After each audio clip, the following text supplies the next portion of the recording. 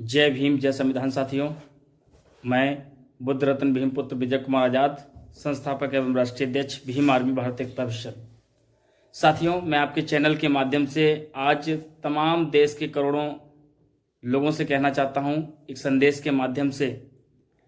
Bhim army Bharat एकता mission का रुख स्पष्ट है। साथियों, भीम आर्मी भारत एकता मिशन हमेशा सामाजिक उत्थान के लिए काम करता है और समाज में फैल रही कुरीतियों को मुंह तोड़ जवाब देते हुए समाज को आगे बढ़ाने का काम करता है। आज मैं लगातार सोशल मीडिया पर देख रहा हूं कि कुछ घटनाएं ऐसी घटित हो रही हैं जो दिल को झकझोर रही हैं।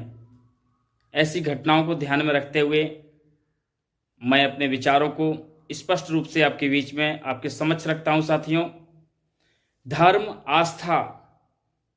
आस्था संस्कृति ये जीवन के आधार हैं और धर्म आस्था संस्कृति के नाम पर, सनातन के नाम पर भाजपा ने देश की जनता को गुमराह किया, दंगे कराए, नफरत फैलाई, वोट के लिए भगवान को भी औजार के रूप में प्रयोग किया। सम्मानित साथियों, भगवान का नाम लेकर के, आस्था का नाम लेकर के, धर्म का नाम लेकर के वोट लेने का काम किया और जनता को लड़ाने का काम किया।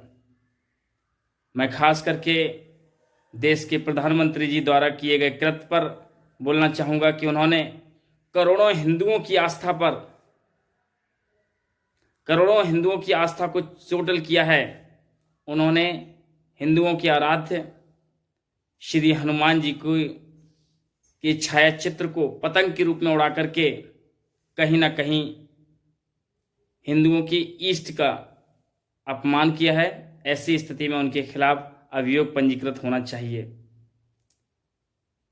लेकिन इस पर एक भी हिंदू संगठन ने, एक भी धर्म के ठेकेदार ने इस पर आवाज नहीं उठाई। आखिर क्यों?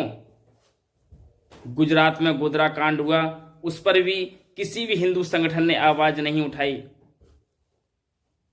इटावा में वो पिछड़े समाज से आने वाले यादव समुदाय के साहित्यकार के साथ इतनी नृशंस घटना हुई, इस पर भी एक भी हिंदू संगठन ने आवाज नहीं उठाई। दिन रात SC ST समाज की बहन बेटियों की इज्जतें, अस्मिताएं लूटी जा रही, इस पर एक भी हिंदू संगठन ने आवाज नहीं उठाई। आखिर क्यों? इस बात की सच्चाई को समझना होगा। साथियों, मैं इस पर साफ कहना चाहूंगा कि केवल चुनाव के वक्त में हमको हिंदू बना दिया जाता है और जैसे ही चुनाव खत्म हो जाता है वैसे ही SC ST OBC वर्ग के लोगों को शूद्र बना दिया जाता है। सम्मानित साथियों, और अब धार्मिक आस्था की आड़ में लगातार जातीय दंगे कराने के लिए कुछ षड्यंत्रकारी लोग अपनी राजनीतिक रोटियां सेकने का काम कर रहे हैं। आपने देखा होगा कि प्रयागराज में जिस तरीके से एक संत का अपमान हुआ। आखिर क्यों? क्योंकि ये कांग्रेस और समाजवादी पार्टी के द्वारा प्रायोजित एक घटना है। क्योंकि इसमें आपने देखा भी होगा SC ST OBC माइनॉरिटी समाज के साथ साथ जनरल समाज के लोगों का भी रुख बहुजन समाज पार्टी की मुखिया बहन कुमारी मायावती जी की तरफ है।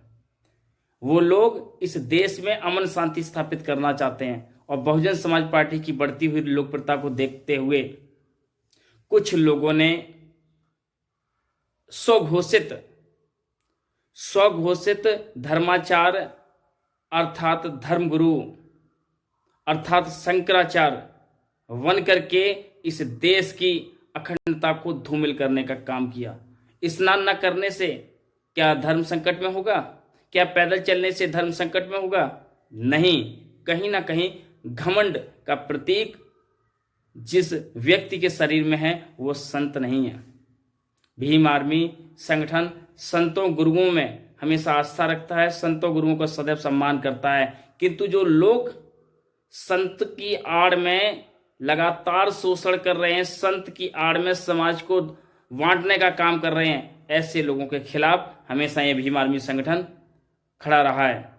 क्योंकि हम बहरूपियों के साथ नहीं रहते। सम्मानित साथियों, हम बहरूपियों को कड़ा जवाब देते हुए हम उनका विद्रोह करते हैं, हम उनका विरोध करते हैं। साथियों, हम उन्हें समाज में ला करके, फ्रंट पर ला करके ऐसे बेहरूपियों का बेनकाब करते हैं।